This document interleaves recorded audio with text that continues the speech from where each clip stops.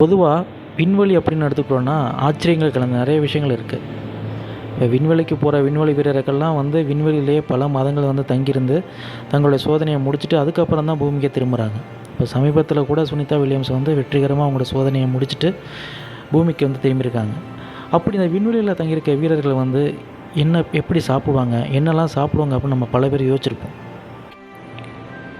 பூமியில் சாப்பிட்ற மாதிரி விண்வெளியில் சாப்பிட்றது அவ்வளோ ஈஸி கிடையாது. ஏன்னா விண்வெளியில் புவியீர்ப்பு விசை இல்லாத காரணத்தினால சாப்பாடெல்லாம் மிதக்குமா. அதனால் அவங்க என்ன பண்ணுவாங்கன்னா, இந்த சீல் செய்யப்பட்ட இந்த ஸ்டோரேஜ் ஜார்னு சொல்லணும்ல, அது மட்டும் இல்லாமல் இந்த குழாய்கள் மூலமாக தான் அவங்க சாப்பிடுவாங்களாம்.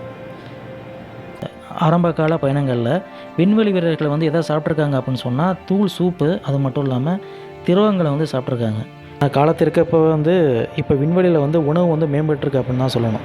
இப்போ சர்வதேச விண்வெளி நிலையத்தில் கூட விண்வெளி வீரர்கள் அரிசி, பாஸ்தா, சூப்பு, பழங்கள், அது மட்டும் இல்லாமல் இனிப்பு வகைகள்லாம் சாப்பிட்லாம் அப்படின்னு சொல்லியிருக்காங்க. நாசா கூட இப்போ அவங்களோட குழு உறுப்பினர்களுக்கு 100க்கும் மேற்பட்ட உணவு விருப்பங்களை வழங்கியிருக்கு.